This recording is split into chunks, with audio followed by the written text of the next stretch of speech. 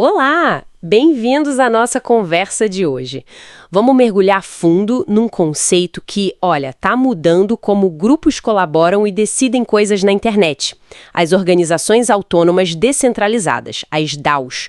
Recebemos bastante material, artigos, pesquisas, anotações e a missão aqui é extrair o essencial, sabe? Os pontos-chave desse universo. Ok, vamos desembrulhar isso então. O que é exatamente uma DAO? Parece complicado, né? O nome assusta um pouco no começo. Mas a ideia por trás está ganhando tração. Por que elas surgiram? Qual o problema que elas querem resolver, afinal? Boa pergunta para começar. E como é que funcionam na prática? Tem vários tipos, né? Vamos investigar isso juntos, tentar deixar claro e, quem sabe, descobrir algumas coisas interessantes. Exatamente. O objetivo é entender bem essa nova forma de organização. Pensa assim, ela opera sem uma liderança central, sabe? Sem um CEO mandando em tudo. A base são regras claras, transparentes, gravadas em blockchain. Isso permite que pessoas colaborem de forma segura, mesmo sem nunca terem se encontrado pessoalmente. É uma ideia bem diferente das estruturas que a gente conhece. Então, a essência é essa. Comunidades que pertencem aos membros, sem um chefão ou diretoria no comando. Isso. A promessa é ter um jeito seguro de colaborar com gente desconhecida na internet ou direcionar grana para uma causa específica, tudo transparente. Mas qual o problema principal que elas atacam? Acho que é a confiança, né? Sem dúvida. Principalmente quando tem dinheiro envolvido online entre pessoas que não se conhecem. Precisamente. E aqui está um ponto fascinante. Talvez o pulo do gato. As DAOs tentam substituir a necessidade de confiar em pessoas específicas pela confiança no código. Confiança no código. Exato. Elas rodam em blockchains, como a Ethereum, usando os tais contratos inteligentes. São programas de computador que definem as regras da organização. Tipo, como se vota, como o dinheiro é liberado, essas coisas? Isso mesmo. E executam as ações automaticamente. O mais importante, esse código é aberto, público, qualquer um pode verificar. Então as regras e as transações ficam lá expostas. Não dá para mudar escondido. Exatamente. Não dá para alterar as regras ou desviar fundos na surdina. A transparência é a chave. Se a gente comparar com uma organização tradicional, nossa, as diferenças são grandes. DAOs buscam ser mais planas, mais democráticas. E as tradicionais são hierárquicas, né? Com chefe, diretor. Geralmente sim. Para mudar regras ou aprovar gastos numa DAO, precisa de votação dos membros. E muitas vezes, a implementação é automática pelo contrato inteligente. E já numa empresa normal, a decisão pode vir de cima ou ter votação interna, mas a execução depende de gente, de processos. E nem sempre transparentes, né? Além disso, a atividade financeira e de governança na DAO é pública, na blockchain. Na empresa tradicional, isso é quase sempre privada. Entendi. Imagina, tipo, um cofre de um clube, sabe?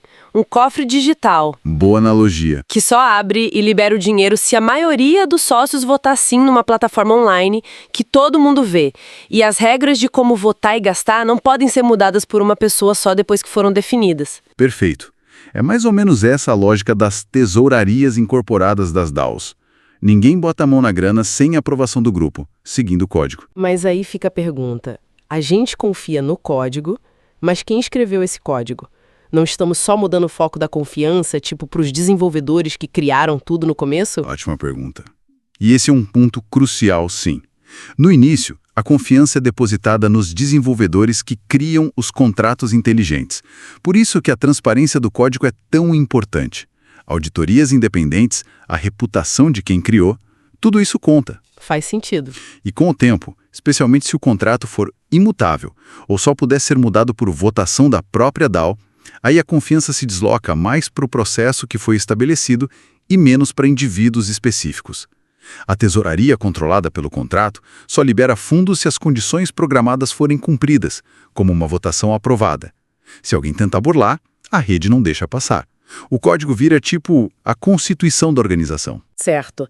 É aqui que a coisa fica interessante mesmo. Essa espinha dorsal tecnológica, o contrato inteligente, é que dita como tudo funciona. Define as regras, controla o caixa.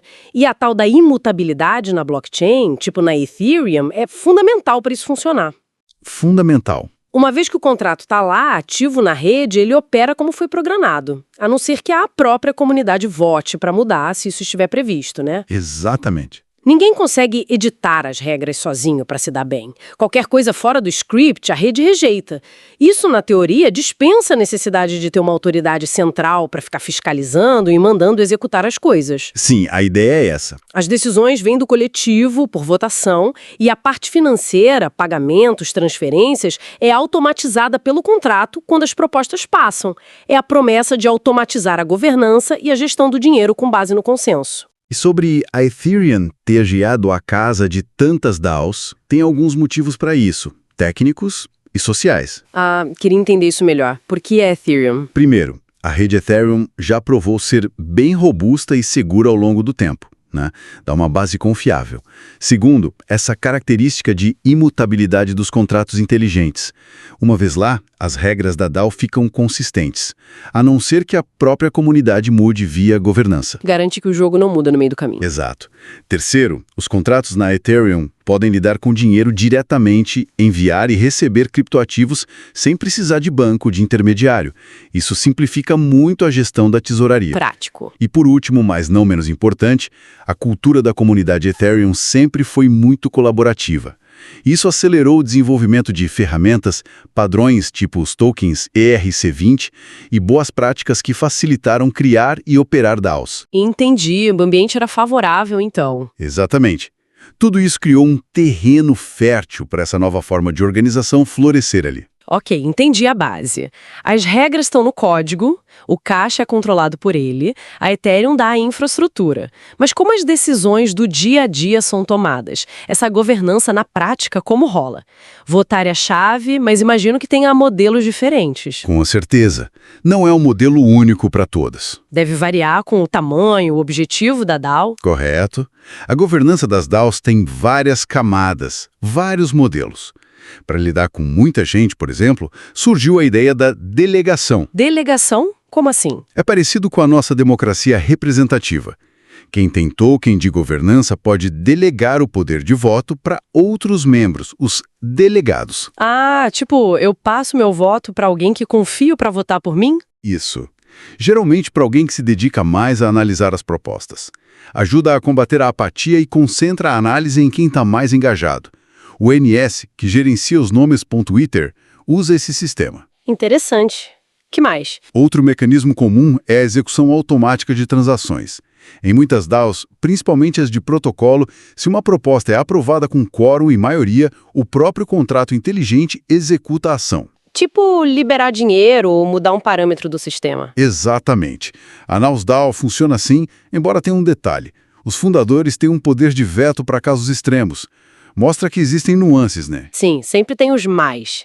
E tem também a governança multisig, de múltiplas assinaturas. Multisig?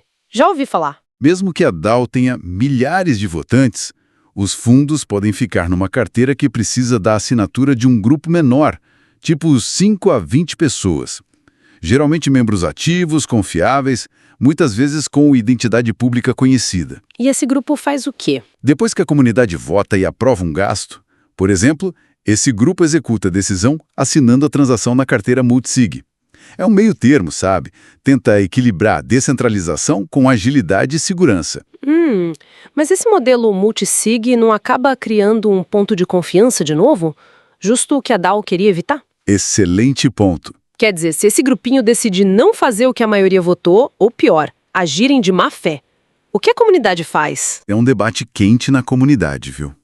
A multisig é vista por alguns como um mal necessário, um pragmatismo, especialmente para interagir com o mundo fora da blockchain ou para reagir rápido a alguma coisa. A segurança vem da transparência, as ações da multisig são públicas na blockchain, da reputação dos signatários, que geralmente são escolhidos pela comunidade e têm muito a perder se fizerem besteira, e da possibilidade da comunidade voltar para trocar esse grupo se perder a confiança. Entendi. Mas o risco existe. O risco de conluio ou de não agirem existe sim. É um trade-off claro entre descentralização total e conseguir fazer as coisas funcionarem. Não tem solução perfeita ainda. Faz sentido. É uma tensão constante ali no design. E para alguém virar membro e poder votar. Isso também varia, né? Baseado em tokens. Geralmente é o mais aberto. Se você tem o token de governança, você vota. E como consegue o token? Pode comprar, ganhar por participar, receber num airdrop. É comum em grandes protocolos DeFi. A MakerDAO com o token MKR é o exemplo clássico. Qual o risco aí? O risco é a concentração de poder. Quem compra mais tokens tem mais voto, a tal da plutocracia. Depois tem o modelo baseado em ações, shares. Esse costuma ser mais fechado, precisa de permissão para entrar. Como assim permissão? O interessado tem que fazer uma proposta para entrar, geralmente oferecendo algum valor, dinheiro, trabalho. As ações dão direito ao voto e a uma parte da tesouraria. E se a pessoa quiser sair? Geralmente pode sair levando a parte dela do caixa, o chamado Rage Quit. É usado em coletivos mais fechados, clubes de investimento. A Moloch DAO, que financia projetos na Ethereum, avalia a experiência dos candidatos. Tende a ter membros mais alinhados. Entendi. E o último? O modelo baseado em reputação. Aqui o poder de voto vem da reputação que você conquista contribuindo, participando. Não dá para comprar reputação. Ah, interessante. E não dá para vender ou passar para outra pessoa? Geralmente não. Novos membros pedem para receber reputação e tokens em troca do trabalho que vão fazer. É usado para desenvolvimento de protocolos ou para organizações que querem evitar que alguém compre influência. A DXDAO é um exemplo. Constroem e governam dApps com base na contribuição. Nossa, então esse ponto é chave, essa tensão no design das DAOs, né? Modelos abertos com tokens facilitam o crescimento e o acesso, mas arriscam que o dinheiro mande. Exato. Já os modelos de reputação ou ações protegem mais disso, incentivam mérito ou alinhamento, mas talvez cresçam mais devagar e sejam menos abertos. Perfeito. A escolha do modelo define muito a cultura e a dinâmica de poder da DAO. É fascinante ver essas experiências com estruturas de poder acontecendo. E falando em experimentar, aprender. Olha, se essa nossa exploração sobre DAOs está abrindo a cabeça, despertando a curiosidade, que tal dar uma força pra gente continuar trazendo análises assim? Rapidinho. Curte este vídeo, assina o canal no YouTube para não perder as próximas conversas e, se puder, compartilha com aquela pessoa que a gente sabe que curte novidade de tecnologia, finanças descentralizadas, futuro das organizações. Sempre tem alguém, né? Sempre. E tem muito mais conteúdo bacana como este aqui no canal, explorando vários lados da inovação. Vale dar uma olhada depois. Bom, então, o que tudo isso significa na prática? Vimos a teoria, os mecanismos, mas como essas ideias aparecem no mundo real? Você falou que as DAOs não são todas iguais. Que tipos a gente encontra por aí? Quais exemplos mostram essa diversidade? Com certeza. Classificar pelo propósito ajuda a entender a variedade. Vamos ver alguns tipos e exemplos. Primeiro, as DAOs de protocolo. Elas governam protocolos DeFi e infraestrutura blockchain. Decidem sobre taxas, atualizações, gestão de risco. Exemplos conhecidos. MakerDAO, que a gente já falou, com a stablecoin DAI, a Uniswap DAO, da corretora descentralizada, a Compound DAO, de empréstimos. O desafio aqui é coordenar muita gente e gerenciar riscos técnicos e econômicos bem complexos. Imagino. Que mais? Temos as DAOs de investimento, ou Venture DAOs. Funcionam como fundos de capital de risco descentralizados. Como assim? Os membros juntam capital e votam em quais projetos investir. Blockchain, NFTs, o que for. Exemplos são a Metacartel Ventures, que apoiou muitos projetos Ethereum no início, a Delau, que foi pioneira na estrutura legal, e a Komoribi Collective, que foca em diversidade. Mas isso não deve ter problema com regulação? Tem. E muitos. Lidar com captação e gestão de capital coletivo é um campo minado regulatório. Depois, as DAOs de colecionadores. Essas juntam entusiastas para comprar e gerenciar juntos ativos digitais valiosos, principalmente NFTs e arte digital. Ah, tipo um clube de colecionadores de arte digital? Exatamente. Decidem o que comprar, guardar, vender. A Pleasr DAO ficou famosa por comprar ativos icônicos, tipo o NFT do Doge.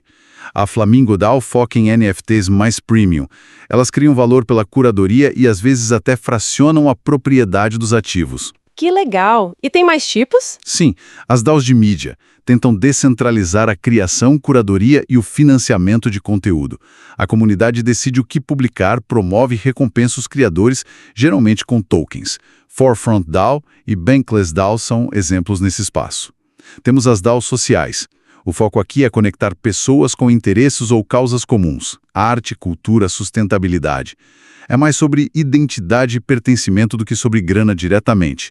Friends with Benefits, FWB, que é tipo um clube social Web3, e a Cabin DAO, que quer construir espaços físicos, são exemplos. Um clube social com token.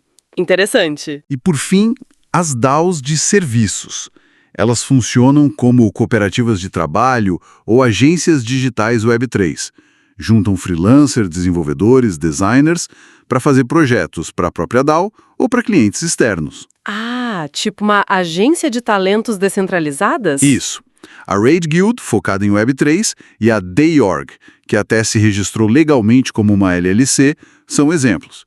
Usam propostas, votação, reputação para gerenciar o trabalho e os pagamentos. Uau, a variedade é enorme mesmo. Ver nomes como MakerDAO e Uniswap voltando mostra a importância delas no DeFi. Sem dúvida. Mas o exemplo da PleasrDAO, um grupo comprando arte caríssima junto.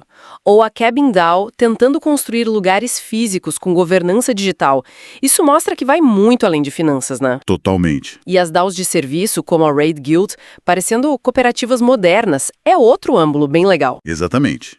E, para viabilizar tudo isso, claro, surgem ferramentas, infraestrutura, plataformas como a Tally, por exemplo. Tally. O que eles fazem? Oferecem um pacote de soluções para as DAOs.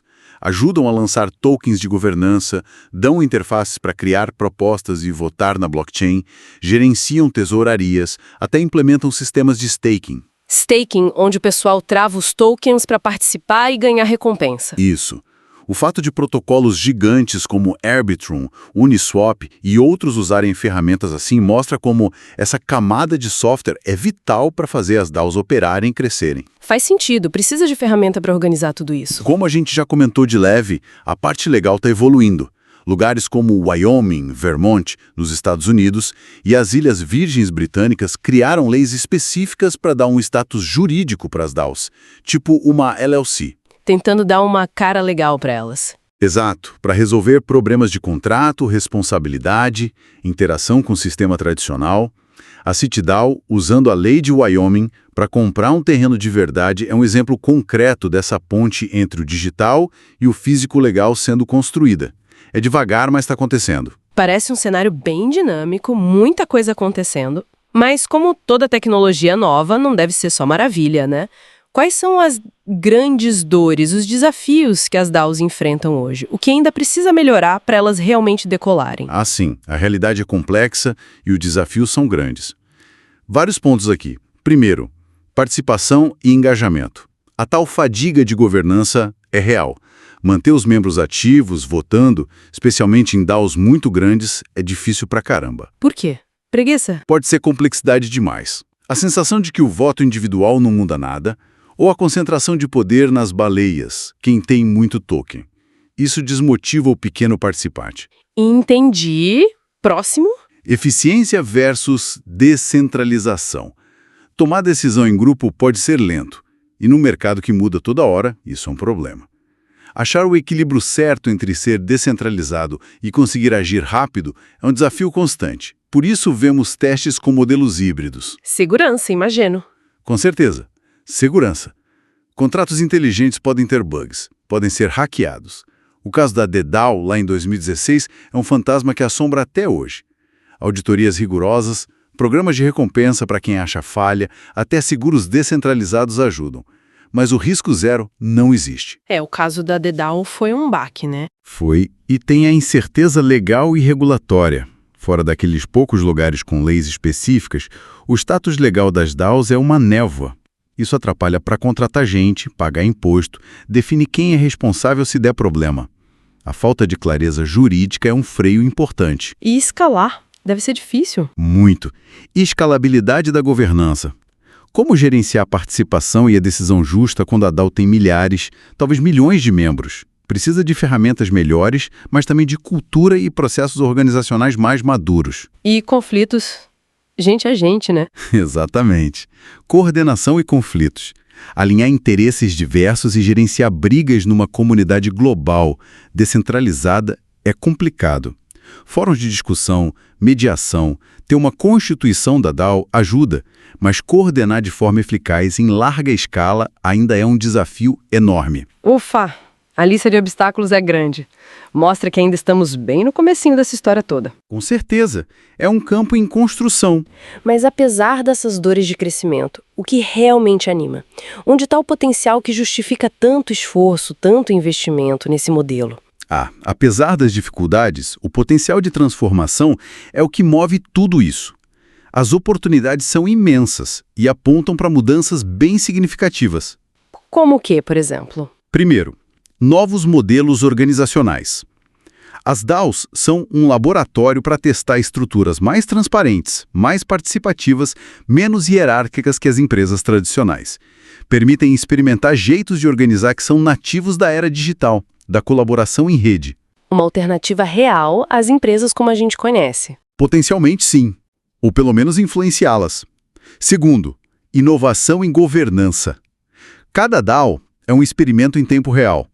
Como decidir junto, como alocar recursos, como distribuir poder de forma descentralizada.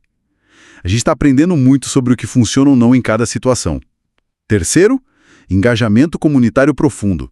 Ao dar poder de voto e propriedade real para os usuários ou clientes, via tokens, as DAOs podem criar comunidades muito mais engajadas, leais, motivadas a ajudar o projeto a ter sucesso. É transformar consumidor em colaborador. Isso é poderoso. Muito. Quarto, transparência e confiança aprimoradas. A rastreabilidade na blockchain, as regras claras nos contratos, isso pode aumentar a confiança nos processos, talvez reduzindo a necessidade de certos intermediários e auditorias tradicionais. E o financiamento. Quinto ponto, financiamento descentralizado e global. DAOs abrem novas formas de levantar dinheiro no mundo todo para projetos diversos, de um jeito ágil, transparente, incluindo projetos sociais, culturais, científicos, o tal do DeSci, ambientais, REFIC. Além do financeiro puro. Exato. E por último, aplicações setoriais em expansão. Além de DeFi e NFTs, que foram os primeiros, a gente está vendo DAOs em ciência, jornalismo, games, gestão de dados, educação. O potencial parece se espalhar para quase qualquer área que precise de colaboração e gestão de recursos coletivos. A tendência, me parece, é uma integração maior com o mundo tradicional, talvez empresas adotando algumas práticas das DAOs ou surgindo modelos híbridos, e com mais clareza legal também.